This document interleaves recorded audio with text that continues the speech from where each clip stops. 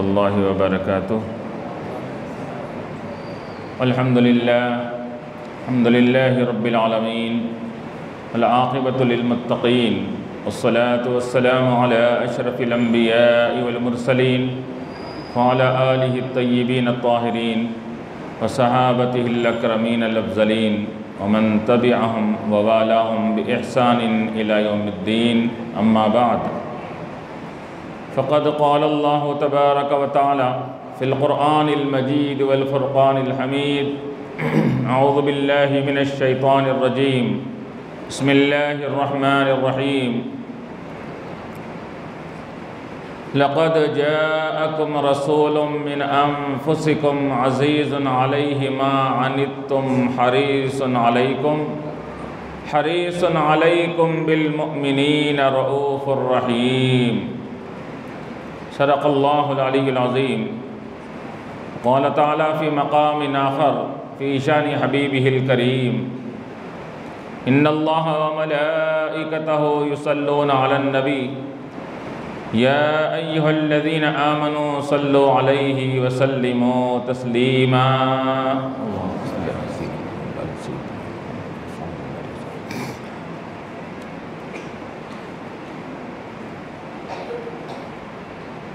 وہ ہر عالم کی رحمت ہیں، کسی عالم میں رہ جاتے. وہ ہر عالم کی رحمت ہیں، کسی عالم میں رہ جاتے. یہ ان کی مہربانی ہے، یہ عالم پسند آیا. یہ ان کی مہربانی ہے، یہ عالم پسند آیا. مٹ گئے مٹتے ہیں، مٹ جائیں گے اعداء تیرے. مٹ گئے مٹتے ہیں، مٹ جائیں گے اعداء تیرے. نہ مٹا ہے نہ مٹے گا کبھی چرچا تیرا. نہ مٹا ہے نہ مٹے گا کبھی چرچا تیرا. ایک نام محمد ہے جو بڑھ کر گھٹا نہیں. ایک نام محمد ہے جو بڑھ کر گھٹا نہیں. یوں تو ہر نام میں پنہا زوال ہے. یوں تو ہر نام میں پنہا زوال ہے. کہ شاعر کہہ رہا ہے کہ ہر نام کے ساتھ ایک نام کسی کا ہوتا ہے تو چند روز کے لیے ہوتا ہے، چند دنوں کے لیے ہوتا ہے، چند سالوں کے لیے ہوتا ہے، اس کے بعد معرض زوال میں آ جاتا ہے. لیکن ایک نام محمد صلی اللہ علیہ وسلم ایسا نام ہے کہ جو روز و بعضوں اس میں ترقی اور شان میں اضافہ ہوتا جا رہا ہے. یہ نام بڑھتا ہے، یہ گھٹنے کے لیے نہیں آیا، بڑھنے کے لیے آیا ہے.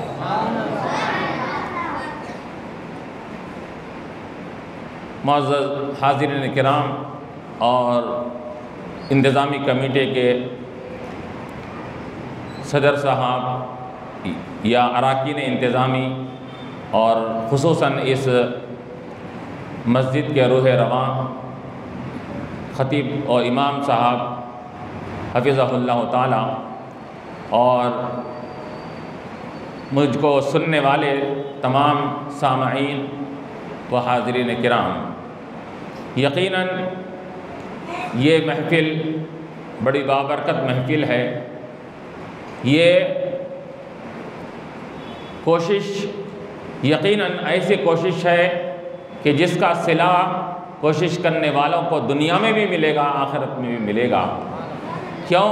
اس وجہ سے کہ جو پیسہ، جو روپیہ اس میں خرچ کیا جا رہا ہے، اس کے انتظامات میں، اس کے انصرام میں، اس کے تمام انعقاد میں، تو یقیناً یہ پیسہ ہمارا یہ دنیا میں بھی ہمارے لیے باعث برکت ہوگا اور آخرت میں بھی ہم کو اجر و ثواب دلانے والا ہوگا. اللہ تعالیٰ نے قرآن میں کیا فرمایا کہ ہوا خیر مما یجمعون، کہ اے لوگوں، میرے حبیب صلی اللہ علیہ وسلم کی آمد پر جو تم روپیہ پیسہ خرچ کرتے ہو اظہار خوشی کے لیے، یہ تمہارا روپیہ پیسہ تمہارے اپنے جمع کردہ مال اور پونجی اور بینک کے لاکروں سے بہتر ہے. تمہارا پیسہ، وہ پیسہ تمہارا صرف دنیا میں کام آتا ہے. میرے حبیب کے نام پر، میرے حبیب کی ولادت پر یہ خرچ کیا جانے والا جو پیسہ ہے، وہ پیسہ تم کو دنیا میں بھی برکت دلاتا ہے، آخرت میں بھی ثواب دلاتا ہے. تو یہ یقیناً قابل مبارکباد ہے. آپ حضرات اس محلے والے، مسجد والے، اراکین انتظامی اور امام صاحب، خطیب صاحب کہ جنہوں نے ایک 12 روزہ محفل یہ کئی سال سے یہ اس کا انعقاد کرتے آ رہے ہیں۔ یقیناً یہ محفلیں، یہ میلاد کی محفلیں، حضور پاک علیہ الصلوۃ والسلام کی ذکر کی محفل، حضور کے شان و عظمت کی محفلیں، یہ یقیناً ایسی محفلیں ہوتی ہیں جس سے یہ امتی کا تعلق نبی سے بڑھتا ہے۔ تعلق جو ٹوٹا ہوا ہوتا ہے، وہ تعلق اور رشتہ جو امتی کا یہ دور ہوتا ہے، ان محفلوں سے یہ امتی کا رشتہ نبی کے قریب ہوتا ہے۔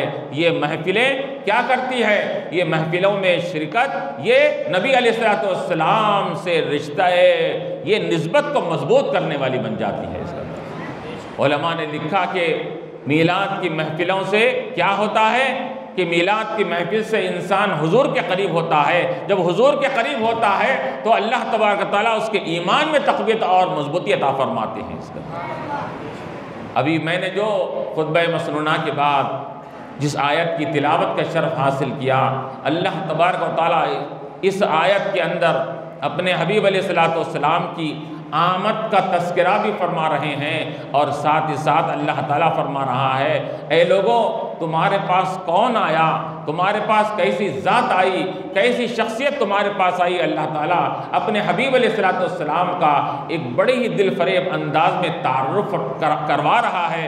لقد جاءکم رسول من انفسکم، اے لوگوں یقیناً تمہارے پاس آیا ایک عظیم الشان رسول، ایک شان و عظمت والا رسول تمہارے پاس آیا۔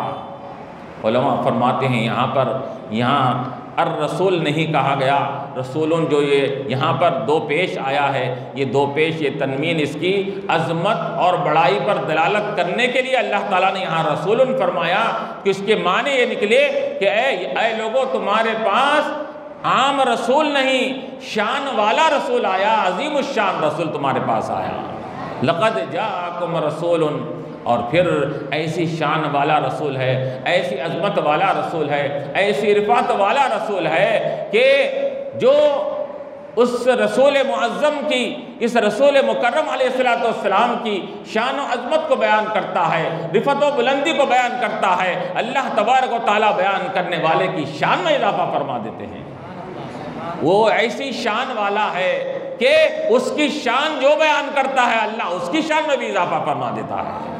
ایسی شان والا نبی ہمارے پاس تشریف لایا۔ اسی وجہ سے علماء کیا کہتے ہیں کہ ہم حضور کی شان کیا بیان کر سکتے ہیں، ہم حضور کے مقام و مرتبے کا احصار و شمار کیا کر سکتے ہیں یہاں، اور ہم جو حضور کی شان و عظمت بیان کر رہے ہیں یہ اس کی وجہ سے اللہ تبارک و تعالی ہمارا ہی فائدہ فرما رہا ہے کہ ہم کو دنیا میں بھی یہ خیر و برکت عطا فرماتا ہے اور ہماری عزتوں میں اضافہ فرماتا ہے، اور آخرت میں اللہ تعالیٰ اجر و ثواب کا مستحق ہم کو بناتا ہے۔ اس کے اندر لقد جاءکم رسول، ایک عظیم الشان رسول آیا، ایسی شان والا رسول، ایسی شان والا رسول کہ جو چیزیں اس رسول سے منسوب ہوتی گئی، جس چیز سے رسول کو نسبت ہو گئی، وہ ہر شے یہ افضل و اعلیٰ بنتی گئی۔ وہ ایسی شان والا رسول آیا جو افضل الموجودات ہے، تمام موجودات میں سب سے افضل و اعلیٰ ہے، جس کا وجود افضل الموجودات، جس کا زمانہ سب زمانوں سے اعلیٰ، جس کے آل سب آل سے افضل و اعلیٰ، جس کا قبیلہ سب قبیلوں سے اعلیٰ، جس کا خاندان سب خاندانوں سے اعلیٰ، جن کے اصحاب تمام انبیاء کے اصحاب سے افضل و اعلیٰ، اور یہی نہیں بلکہ جس شہر میں وہ تشریف فرما ہے وہ شہر سب شہروں سے افضل و اعلیٰ۔ اللہ تعالیٰ نے حبیب پاک علیہ الصلوۃ والسلام کو جو شان و مرتبہ عطا فرمایا ہے اس کا اندازہ اس سے کیجئے، جو چیزیں حضور سے وابستہ رہی، جو چیزوں کو نسبت حضور سے ہو گئی، اللہ نے اس کو بھی افضل بنا دیا۔ اور امتی ہمارا تعلق جب رسول علیہ الصلوۃ والسلام سے ہو گیا تو اللہ تعالیٰ نے امتی کا مقام کو بھی بلند فرما کر بدلا دیا۔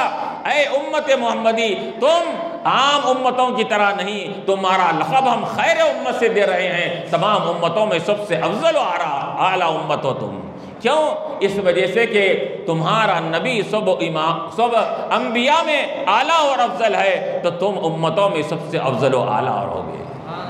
تو نبی کی وجہ سے امت کو افضل، نبی جس سے تعلق رکھے وہ تمام شے کائنات کی افضل و اعلیٰ، زمانے جس زمانے میں حضور کی تشریف آوری ہوئی اللہ تعالیٰ اس زمانے کی قسم کھا رہا ہے، والعصر، قسم ہے اس زمانے کی جس میں آپ رونق افروز ہوئے ہیں، زمانے کی قسم کھا رہا ہے، اور شہر کی قسم کھا رہا ہے، لا اقسم بہذا البلد، اے حبیب علیہ السلام اس شہر مکہ کی قسم جس میں آپ انت حل بہذا البلد، جس میں آپ تشریف فرما ہے، جس میں آپ رونق افروز ہیں، اس شہر کے ہم قسم کھاتے ہیں۔ اور پھر علماء نے کیا کہا؟ لا اقسم بہذا البلد میں یہاں پر لا جو آیا ہے لا نہیں کے معنی میں آتا ہے، لیکن یہاں لا زائدہ ہے کہ میں یہاں پر معنی ہے اقسم، میں قسم کھاتا ہوں اس شہر مکہ کی جس میں آپ تشریف فرما ہے۔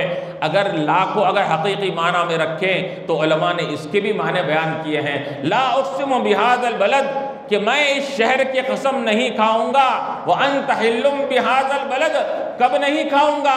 اللہ تعالیٰ فرما رہا ہے جب تک آپ اس شہر میں رہیں گے اس شہر کی قسمیں کھاؤں گا، لیکن آپ اس شہر سے نکل کر مدینہ منورہ کو چلے جائیں گے تو اب میں مکے کی قسمیں نہیں بلکہ مدینہ کی قسمیں کھاؤں گا۔ جہاں جہاں آپ کی رونق افروزی ہوگی میں وہاں کی قسم کھاؤں گا، جس گلی سے آپ گزریں گے اس گلی کی قسم، جس شہر میں آپ تشریف فرما ہو اس شہر کی قسم۔ وَأَنْتَ حِلٌّ بِهَذَا الْبَلَدِ، حِلٌّ کے معنی ایک آتے ہیں جب تک آپ یہاں تشریف فرما ہے جب تک مکے کی قسمیں کھائی جاتی تھی۔ حِلٌّ کے اور ایک معنی کیا ہے کہ آپ یہاں سے نکل کر دوسرے شہر میں اگر رونق افروز ہو جائیں تو اللہ تعالیٰ فرما رہا ہے کہ اب ہم مکے کی نہیں مدینے کی قسمیں کھائیں گے اس کے اندر۔ اور پھر اللہ تعالیٰ نے کیا کہا؟ لعمرک، حضور کی ہر شے کی قسم کھایا اللہ تبارک و تعالیٰ نے کہ لعمرک، اے حبیب آپ کے زندگی مبارک کی قسم، آپ کی عمر کی قسم، آپ کی حیات کی قسم، اللہ نے حضور کی زندگی۔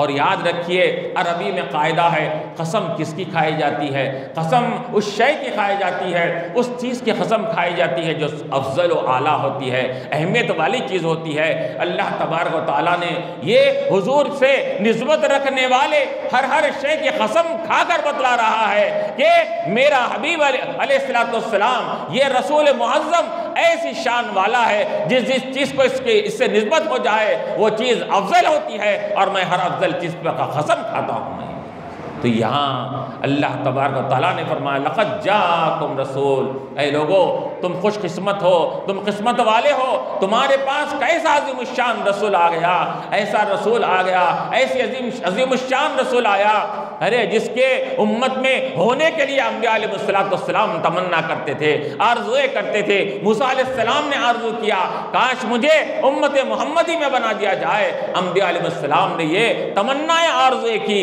کہ کاش ہم امت محمدی میں پیدا ہو جاتے۔ اللہ تبارک و تعالیٰ نے ہم کو بغیر دعا کیے کہ بغیر مانگے کہ ہم کو یہ سعادت عطا فرمائی کہ ہم کو اس امام الانبیاء اپنے حبیب علیہ السلام کی امت میں اللہ تعالیٰ نے ہم کو مبعوث فرمایا بھیجا۔ تو یہ شرف، یہ عزت، یہ مقام و مرتبہ اللہ تعالیٰ نے ہم کو بغیر مانگے کے عطا فرما دیا۔ لقد جاءکم رسول، ایسا عظیم الشان رسول تمہارے پاس آیا۔ اب یہاں پر کیا کہا گیا؟ جاءکم، آیا تمہارے پاس رسول۔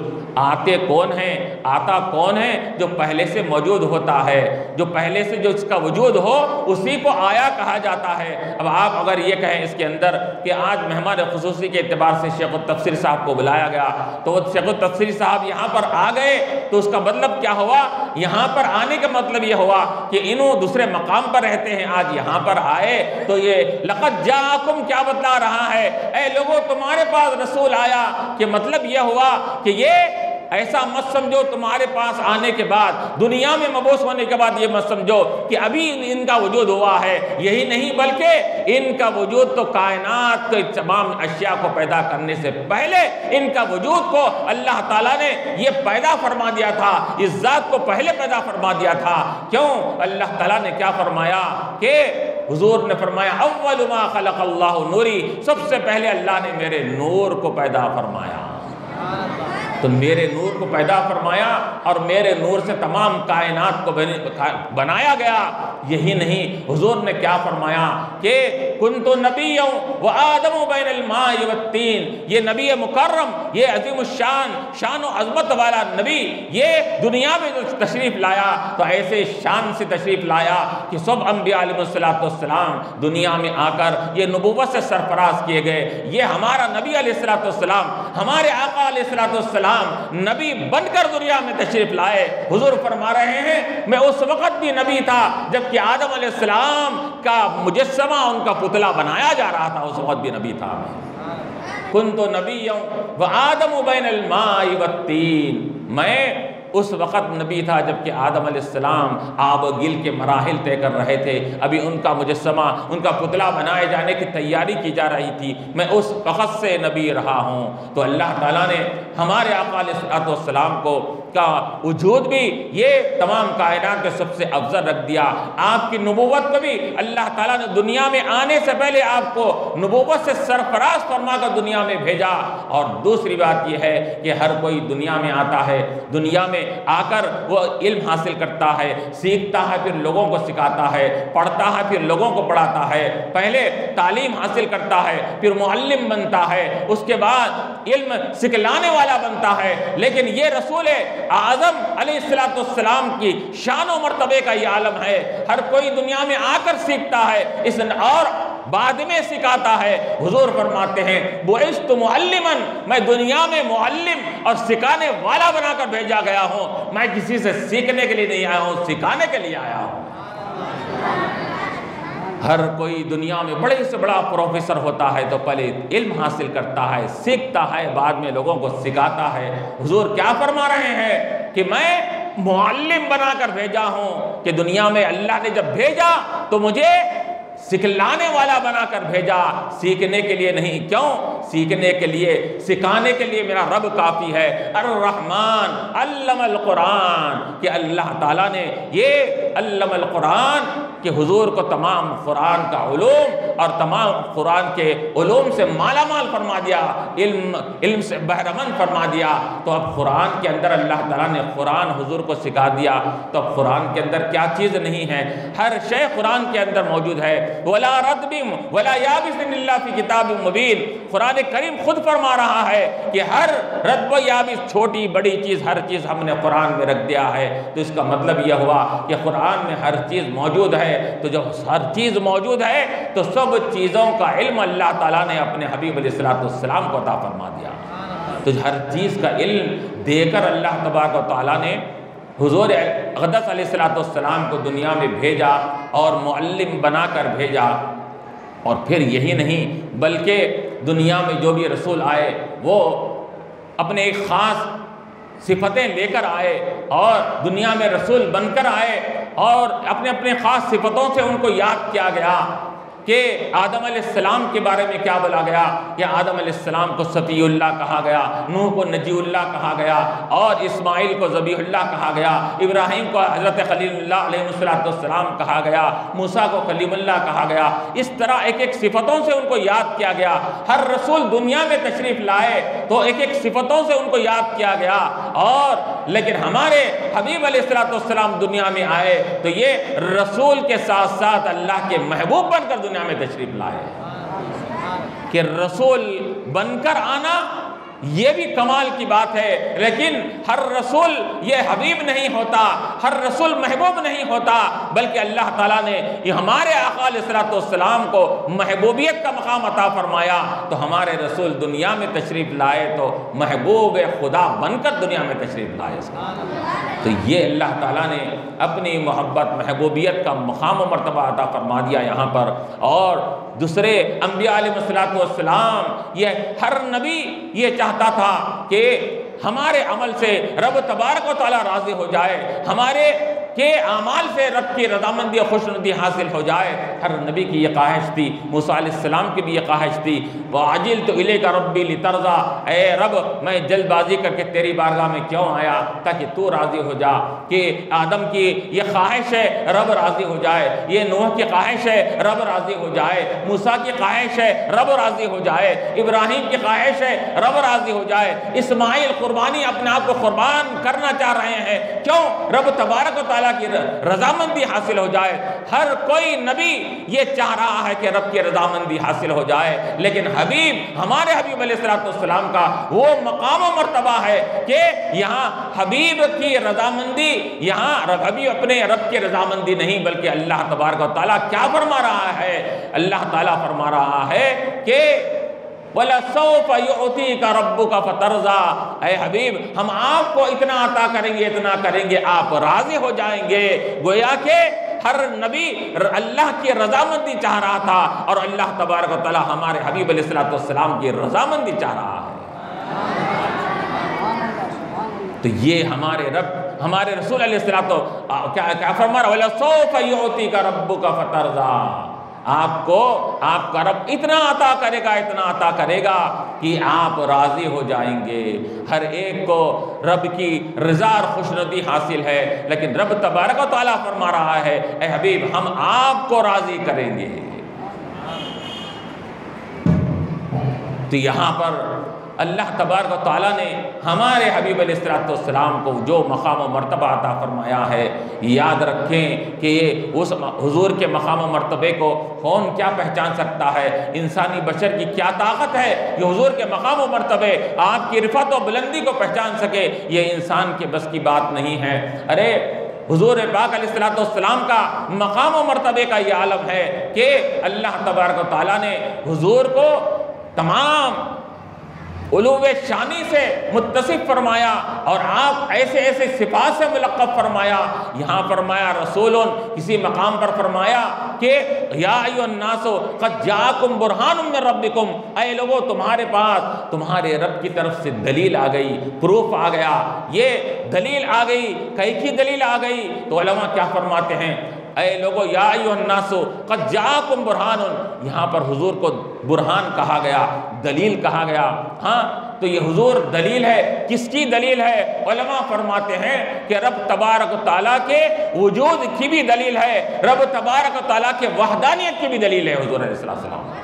حضور اللہ تعالیٰ ایک ہے، کیا دلیل ہے؟ تو اللہ فرما رہا ہے میں ایک ہوں، ایکتا ہوں، تنہا ہوں۔ اگر تم کو میری ایکتائی معلوم کرنا ہے میرے حبیب کو دیکھو، میری ایکتائی اگر معلوم کرنا ہے۔ کیوں؟ اس وجہ سے کہ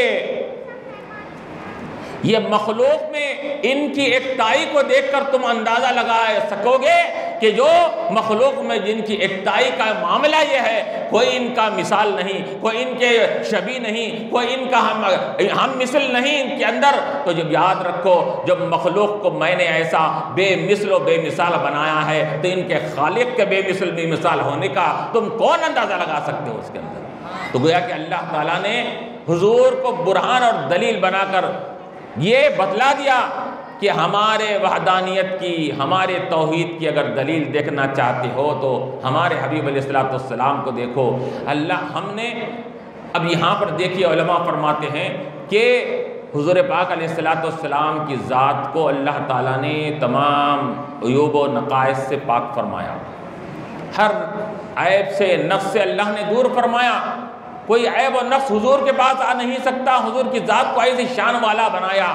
تو اللہ تعالیٰ فرما رہا ہے کہ لوگوں دیکھو ایک مخلوق ہو کر ہم نے اپنے مخلوق اور محبوب کو کیسے بنایا، ایسی شان والا بنایا کہ کوئی عیب اس کے اندر نہیں ہے۔ مخلوق جب بے عیب ہے تو اب اس کے خالق کے بے عیب ہونے کا تم اس سے اندازہ لگاؤ اس کے اندر۔ جب مخلوق کے بے عیب ہونے کا یہ عالم ہے تو اس کے خالق کے بے عیب ہونے کا کیا عالم ہوگا؟ تو اللہ تعالیٰ نے برہان فرمایا، اے لوگو تمہارے پاس برہان آیا، تمہارے پاس دلیل آئی۔ علماء فرماتے ہیں کہ حضور پاک علیہ السلام یہ رب کی وحدانیت کی بھی دلیل ہے، رب کی ایکتائی کی بھی دلیل ہے۔ یہی نہیں بلکہ ہر چیز میں یہ رب کی طرف سے دلیل بن کر آئے۔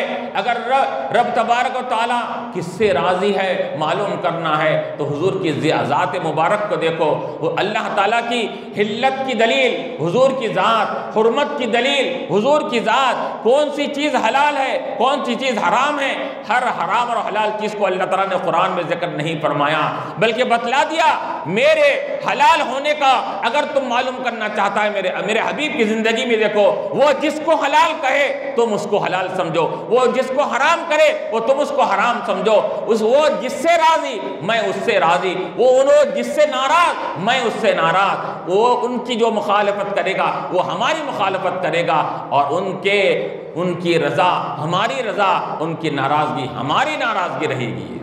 تو اللہ تعالیٰ نے یہ ہر چیز کی دلیل بنا کر بھیجا حضور پاک علیہ السلام کو کہ برہان من ربکم، تمہارے پاس رب تبارک و تعالیٰ کی طرف سے برہان آ گئی، دلیل آ گئی، ہر چیز کی دلیل ہے، ہر چیز کی دلیل۔ اسی وجہ سے ہم کیا دیکھتے ہیں کہ حضور علیہ السلام کے لیے ایک جگہ یہاں دلیل کہا گیا، کسی مقام پر اللہ تعالیٰ نے کیا فرمایا، حضور بینہ ہے کہا، سورہ لم یکن الذین کفروا من اہل الکتاب والمشرکین منفکین حتی تأتیہم البینہ، کہ جب تک کہ بینہ نہ آ جائے۔ بینہ سے کیا مراد ہے؟ اللہ تعالیٰ نے خود فرما دیا رسول من اللہ، بینہ کیا ہے؟ رسول کی ذات ہے۔ بینہ کسے کہتے ہیں؟ واضح دلیل کو کہتے ہیں، یہ بالکل جو وضاحت والی دلیل ہوتی ہے اس دلیل کو بینہ کہتے ہیں۔ اللہ تعالیٰ فرما رہا ہے کہ حضور کی ذات یہ دلیل ہے، بینہ ہے، بینہ رسول من اللہ۔ تو معلوم ہوا کسی مقام پر اللہ تعالیٰ نے برہان فرمایا، کسی مقام پر حضور کو اللہ تعالیٰ نے بینہ فرمایا، اور کسی مقام پر اللہ تعالیٰ نے حضور کو نعمت فرمایا، کسی جگہ رحمت فرمایا، کسی جگہ فضل فرمایا۔ ولولا فضل اللہ علیکم ورحمتہ لکنتم من الخاسرین، اللہ کا فضل تم پر نہ ہوتا تم گھاٹے میں ہوتے۔ فضل سے مراد حضور پاک علیہ السلام کی ذات بابرکت ہے، رحمت سے مراد حضور کی ذات ہے، نعمت سے مراد وَذْكُرُوا نِعْمَةَ اللہ علیکم، اللہ کی نعمت کو یاد کرو، اللہ کی نعمت کا تذکرہ کرو۔ مفسرین فرماتے ہیں نعمت سے کیا مراد ہے؟ تو نعمت سے مراد ذات پاک محمد مصطفیٰ صلی اللہ علیہ وسلم مراد ہے۔ یہاں پر حضور کی ذات اللہ کی نعمت ہے۔ تو یہ اللہ تعالیٰ نے حضور پاک علیہ السلام کو مختلف یہ سرفرازوں سے کے ساتھ دنیا میں مبعوث فرمایا کہ کسی مقام پر یہ برہان بینہ، یہ نعمت، اور کسی مقام پر فضل، کسی مقام پر یہ رحمت للعالمین، یہ کہہ کر اللہ تعالیٰ نے یاد فرمایا۔ اور دوسری بات یہ ہے کہ دوسرے انبیاء علیہ السلام دنیا میں تشریف لائے تو وہ اپنے ساتھ دلائل کو لے کر آئے، حضور کی ذات دلیل بن کر آئی، وہ دلائل لے کر آئے۔ کیا اللہ نے کیا فرمایا؟ وَلَقَدْ جَاءَتْهُمْ رُسُلُهُمْ بِالْبَيِّنَاتِ، کہ اللہ کے رسول علیہ السلام اپنے امتیوں کے پاس بینات لے کر آئے۔ بینات سے مراد کیا ہوتا ہے؟ معجزے، ان کے یہ خلاف عقل واقعات جو انبیاء علیہ السلام لوگوں کے سامنے ظاہر کرتے تھے۔ تو اللہ تعالیٰ فرما رہا ہے ہر نبی اپنے ساتھ بینات لے کر آئے اور یعنی معجزات کو لے کر آئے، لیکن حضور پاک علیہ السلام کے بارے میں اللہ تعالیٰ نے کیا فرمایا؟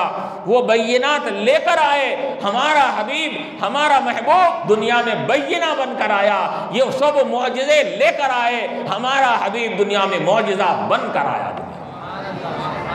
وہ معجزے لے کر آئے ہیں، حضور سر تاپا معجزہ بن کر آئے ہیں دنیا میں اس کے اندر۔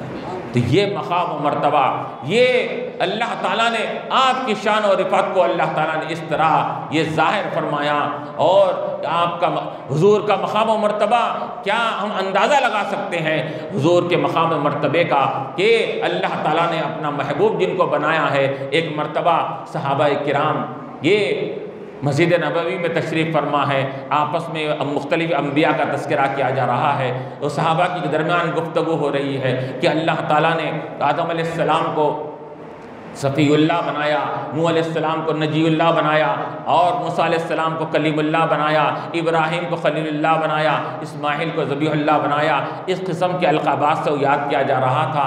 حضور پاک علیہ السلام اپنے دولت قدے سے باہر نکلتے ہیں، اپنے حجر مبارک سے باہر نکلتے ہیں، اور صحابہ کرام رضوان اللہ تعالیٰ علیہم اجمعین کے بعد جا کر یہ ان کی گفتگو سماعت فرما رہے تھے۔ حضور فرماتے ہیں یقیناً میرے صحابہ تم جو ابھی گفتگو کر رہے تھے، یقیناً یہ تمہاری گفتگو بالکل صداقت پر مبنی ہے، سچائی پر مبنی ہے۔ یقیناً اللہ تعالیٰ نے آدم کو صفی اللہ بنایا، نوح کو نجی اللہ بنایا، اور موسیٰ کو کلیم اللہ بنایا، عیسیٰ کو روح اللہ بنایا، ابراہیم کو خلیل اللہ بنایا، اسماعیل کو ذبیح اللہ بنایا، لیکن یاد رکھو اللہ تعالیٰ نے مجھ کو حبیب اللہ بنایا۔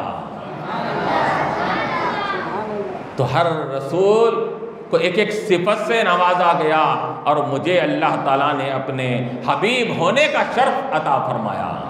تو یہ حبیب ہونا یہ سب تمام شانوں میں سب سے افضل شان والا ہوتا ہے۔ حبیب یہ انبیاء علیہ السلام مختلف صفتوں سے یہ متصف کیے گئے اس کے اندر، لیکن حبیب جو ہوتا ہے وہ ایک ہی ہوا کرتا ہے۔ رسول کئی دنیا میں آئے، لیکن حبیب بن کر ہمارے آقا علیہ السلام دنیا میں تشریف لائے۔ تو یہاں یہ حضور کا مقام و مرتبے کا یہ عالم ہے کہ یہاں پر جبرائیل علیہ السلام، میکائیل علیہ السلام بھی حضور کے دیدار کے لیے بے چین رہا کرتے تھے، حضور کے رویت کے لیے، حضور کو دیکھنے کے لیے بے چین اور بے قرار رہا کرتے تھے۔ ایک مرتبہ روایتوں میں آتا ہے حضرت جبرائیل اور میکائیل علیہ السلام حضور کی بارگاہ میں تشریف لانے کے بعد کیا کر رہے ہیں کہ حضور پاک علیہ السلام کے دامن مبارک کو یہ مس کر رہے ہیں، چوم رہے ہیں، حضور کے اطراف سے حضور کے ہاتھ مبارک کو، دست مبارک کو وہ چوم رہے ہیں، والہانہ یہ وارفتگی کا، عشق و محبت کا اظہار کر رہے ہیں۔ حضور علیہ السلام پوچھتے ہیں جبرائیل یہ کیا معاملہ ہے، یہ آج ایسا انوکھا معاملہ کیوں کر رہے ہیں؟ تو حضرت جبرائیل فرماتے ہیں کہ میکائیل سے پوچھئے۔ تو میکائیل نے جواب دیا کہ یا رسول اللہ صلی اللہ علیہ وسلم یہ کافی دنوں ہو گئے ہم کو آپ کے دیدار کا موقع نصیب نہیں ہوا، ہم بڑے بے چین تھے، بڑے بے قرار تھے، ہم اللہ تعالیٰ سے دعائیں کر رہے تھے کہ اے رب تبارک و تعالیٰ ہم کو اپنے حبیب کے دیدار کا شرف عطا فرما۔ ہم کافی دنوں سے دعا کرنے کے بعد اللہ تعالیٰ نے ہم کو آج آپ کے پاس روانہ فرمایا ہے آپ کے دیدار کے لیے، تو آپ کے دیدار سے ہم مشرف ہو رہے ہیں، اس لیے والہانہ ہم معاملہ آپ کے ساتھ کر رہے ہیں۔ تو جن کے دیدار اور رویت کو دیکھنے کے لیے فرشتے بھی بے چین ہو جائے، جن کے رویت اور دیدار کے لیے یہ فرشتے بھی بے چینی کا اظہار کرے، تو یاد رکھیے کہ اللہ تبارک و تعالیٰ نے وہ مقام و مرتبہ ہمارے آقا علیہ السلام کو عطا فرمایا۔ یہ وَرَفَعْنَا لَكَ ذِكْرَكَ، اے حبیب ہم نے آپ کے ذکر کو بلند کیا۔ کیسے ذکر بلند کیا؟ کیسے بلند کیا کہ یہاں تک کہ اللہ تعالیٰ نے کیا فرمایا کہ یہ نبی علیہ السلام کا مقام و مرتبہ کا یہ عالم ہے کہ یہ ان کا اپنا جو کام ہوتا ہے ان کا اپنا نہیں ہوتا ہے، بلکہ ان کے ہاتھ پر جو کام کرتے ہیں، جو ان سے جو چیز ظاہر ہوتی ہے ان کی اپنی نہیں بلکہ اللہ تعالیٰ کی ہوتی ہے۔ اللہ تعالیٰ نے کیا فرمایا کہ رسول کی اطاعت اللہ کی اطاعت ہے، رسول کی بیعت اللہ کی بیعت ہے۔ یہ من یطیع الرسول فقد اطاع اللہ، جو رسول کی اطاعت کرے وہ اللہ کی اطاعت کرنے والا ہے۔ اور ان الذین یبایعونک انما یبایعون اللہ، ایسا مقدس اور رفعت و شان والا رسول ہے، اللہ تعالیٰ فرما رہا ہے جو ان کے ہاتھ پر بیعت کرتے ہیں وہ ان کے ہاتھ پر نہیں اللہ کے ہاتھ پر بیعت کرتے ہیں۔ ان الذین یبایعونک انما یبایعون اللہ، اور ان کی رضا اللہ کی رضا ہے۔ واللہ ورسولہ احق ان یرضوہ، یہاں اللہ تعالیٰ نے کیا فرمایا؟ اللہ اس کے رسول زیادہ حقدار ہے کہ ان کی رضامندی چاہی جائے، اللہ اس کے رسول کی خوشنودی چاہی جائے۔ یہاں پر اللہ المفسرین فرماتے ہیں کہ اللہ اور اس کے رسول، تو یہاں پر واللہ ورسولہ احق ان یرضوہ ہما ہونا چاہیے تھا۔ ضمیر جب دو کا ذکر آتا ہے تو ضمیر بھی دو کی لائی جاتی ہے، لیکن اللہ تعالیٰ نے ضمیر ایک کی لایا، واللہ ورسولہ احق یرزوہما نہیں یرزوہو کہا گیا۔ علماء مفسرین بیان فرماتے ہیں کہ یہاں اللہ تعالیٰ ایک ضمیر لا کر بدلا دیا، اے لوگو میرے رب کی رضامندی میری رضامندی ہے، ان کی خوشنودی میری خوشنودی ہے، اور ان کی ناراضگی میری ناراضگی ہے اس کے اندر۔ اور یہی نہیں بلکہ ایسا معظم اور مکرم رسول ہمارے یہاں تشریف لائے کہ جن کا ذکر اللہ کا ذکر، جن کا چرچا اللہ کا چرچا، جن کی شان اللہ کی شان۔ اللہ تعالیٰ نے کیا فرمایا اس کے اندر کہ رفعنا لک ذکر، آپ کا ذکر تو بلند ہے ہی، اتنا بلند ہے اتنا بلند ہے اتنا بلند ہے، ہر مقام پر آپ کا ذکر کیا جا رہا ہے، ہر مقام پر آپ کا تذکرہ کیا جا رہا ہے۔ لیکن اللہ تعالیٰ نے کیا فرمایا کہ اے حبیب یہ تو اپنے جگہ مسلم ہے کہ اللہ تعالیٰ نے کیا فرمایا، اذا ذکرت ذکرت معی، کہ آپ کے ذکر کو ہم نے اتنا بلند کیا کہ اذا ذکرت ذکرت معی، جب میرا ذکر ہوگا آپ کا ذکر کیسا بھی ساتھ ہوگا اس کے اندر، جہاں جہاں میں ذکر کیا جاؤں گا وہاں وہاں آپ کا بھی ذکر ہوگا، جہاں نمازوں میں میرا ذکر ہے آپ کا ذکر ہوگا، اذانوں میں میرا ذکر ہے آپ کا ذکر ہوگا، خطبے میں میرا ذکر ہے آپ کا ذکر ہوگا، اذانوں میں میرا ذکر ہے آپ کا ذکر ہوگا، کلمے میں میرا ذکر ہے آپ کا ذکر ہوگا۔ کوئی مقام کو میں آپ کے ذکر سے خالی نہیں کروں گا کہ اذا ذکرت ذکرت معی، کہ میں جب ذکر کیا جاؤں گا کہ آپ بھی اس کے ساتھ ذکر کیے جائیں گے۔ کوئی ایسا مقام نہیں ہو سکتا۔ آپ اندازہ لگائیے، نماز جیسی عبادت ہے، اللہ کی بندگی، اللہ کی عبودیت، وہاں پر بندگی کی جا رہی ہے، اللہ کے سامنے یہ اپنے آپ کو کمتر اور اپنا بندپن کا اظہار کیا جا رہا ہے اس کے اندر۔ ایسی بندگی والی عبادت میں بھی اللہ تبارک و تعالیٰ نے اپنے حبیب کے ذکر کو نہیں چھوڑا، اور کہا کہ یاد رکھو اے لوگو کہ جب تک کہ میرے حبیب علیہ السلام پر صلاۃ و سلام عرض نہیں کریں گے تمہاری نماز کو بھی قبول نہیں کروں گا۔ السلام علیکہ ایھا النبی میں سلام کا ذکر کر دیا، اور درود ابراہیم میں اللہم صلی علی کے ذریعے سے حضور پر درود کا بھی ذکر فرما دیا۔ تو معلوم یہ ہوا جب تک کہ نماز میں نمازی السلام علیکہ کے ذریعے سلام اور اللہم صلی علی محمد کے ذریعے سے حضور پر صلاۃ و سلام جب تک کہ پیش نہیں کرے گا اس کی نماز ناقص رہے گی۔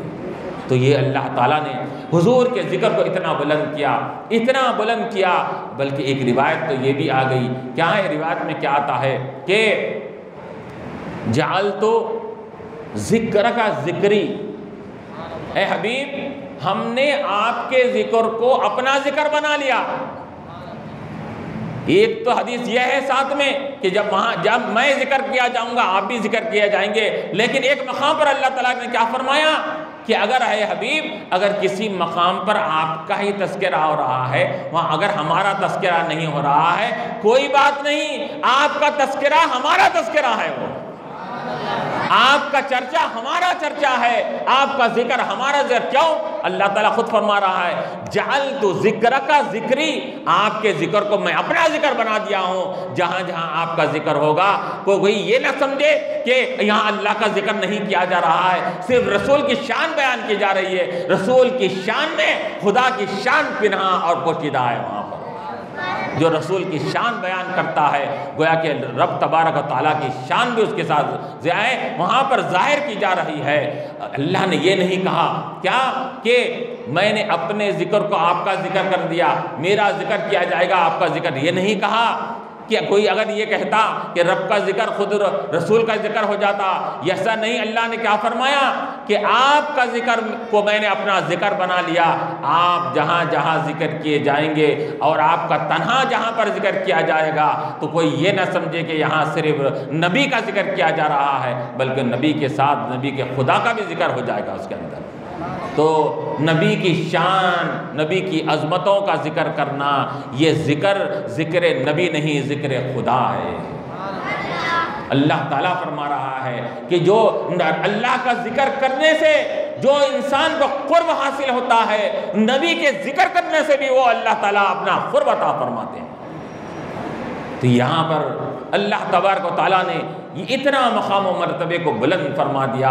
اب دیکھیے کہ اب آج ہم یہاں پر جمع ہیں کہ 10 تاریخ 11ویں شب آج لگ چکی ہے، اس کے اندر کل 12ویں شب ہوگی، اور جس کو ہم شب میلاد کہتے ہیں۔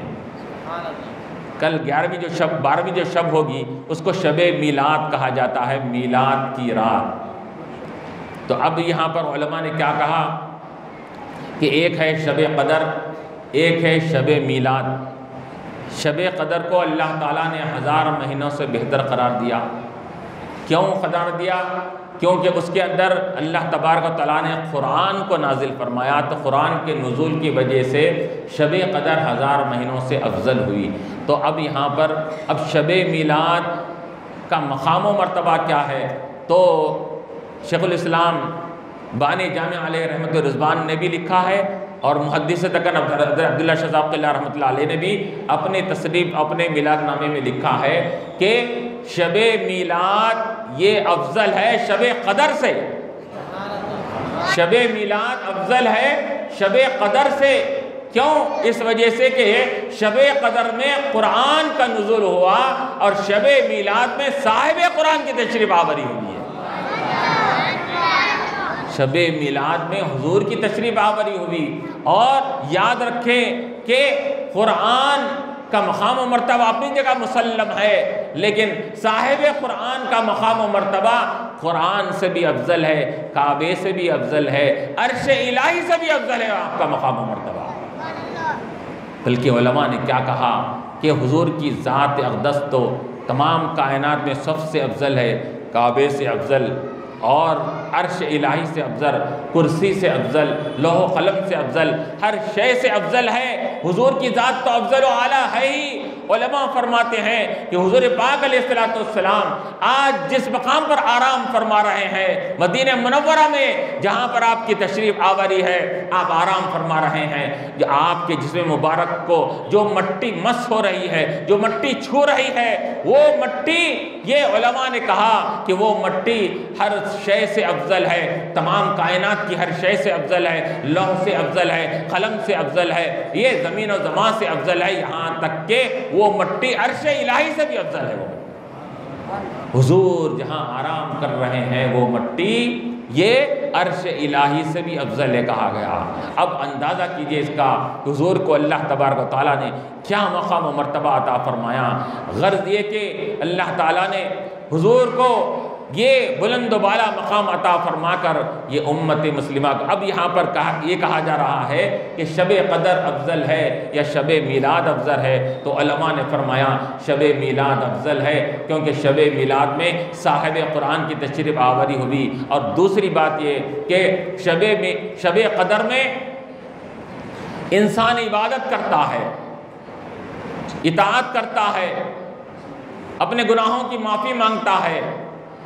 شب قدر میں انسان اپنی ذات کے لیے عمل کر رہا ہے، شب قدر میں انسان اپنی ذات کے لیے عمل کر رہا ہے، شب قدر میں انسان حضور کی میلاد کی خوشی میں حضور کے لیے عمل کرتا ہے، یہاں اپنے لیے عمل کر رہا ہے۔ کہاں؟ شب قدر میں اپنے لیے عمل کر رہا ہے، شب میلاد میں حضور کے خاطر عمل کر رہا ہے۔ تو حضور کے خاطر جو عمل کیا جاتا ہے وہ خود کے لیے عمل کیے جانے سے وہ افضل و اعلیٰ ہوتا ہے۔ اس کا اس لحاظ سے بھی شب میلاد شب قدر سے افضل ہے۔ اور کیوں؟ اس وجہ سے کہ یہاں پر قرآن جو دنیا میں آیا، یقیناً اس کی ہدایت ہر ایک کے لیے ہے، اس کی روشنی ہر ایک کے لیے ہے، لیکن یاد رکھیے کہ قرآن کی ہدایت سے، قرآن کی روشنی سے، قرآن سے مستفید وہی ہوگا جو قرآن سے قریب ہوگا، قرآن سے وابستہ ہوگا، قرآن سے تعلق اپنا رکھے گا۔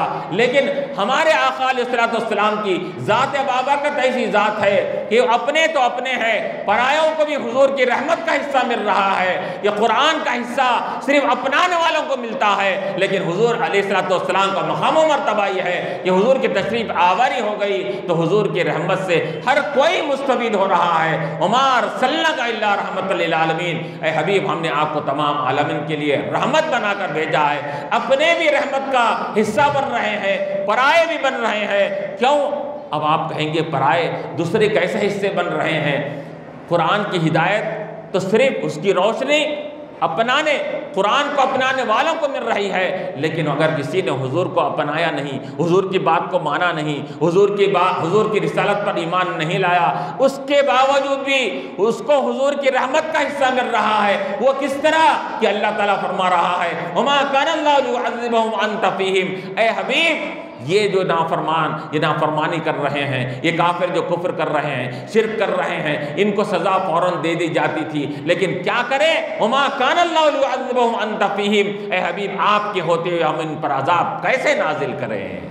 تو اللہ، یہ کافر بھی آج عذاب سے رکے ہوئے ہیں، نافرمان بھی عذاب سے رکے ہوئے ہیں، یہ مشرک اور یہ گستاخی کرنے والے اور اسی طرح اللہ اس کے رسول کی مخالفت کرنے والے بھی یہاں عذاب سے رکے ہوئے ہیں۔ تو اس کی وجہ کیا ہے کہ حضور کے رحمت للعالمین ان کے کام آ رہی ہے، اس وجہ سے وہ عذاب سے رکے ہوئے ہیں۔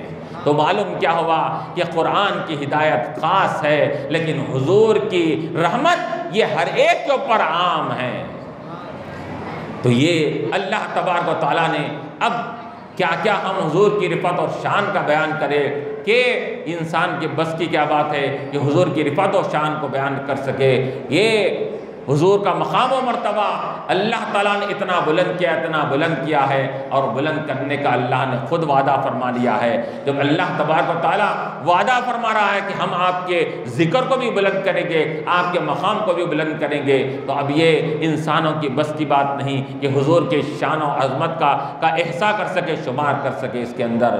فرش والے تیری شوکت کا علو کیا جانے، فرش والے تیری شوکت کا علو کیا جانے، خسرو عرش پر اڑتا ہے، ارے را تیرا۔ آخر دعوانا الحمدللہ رب العالمین۔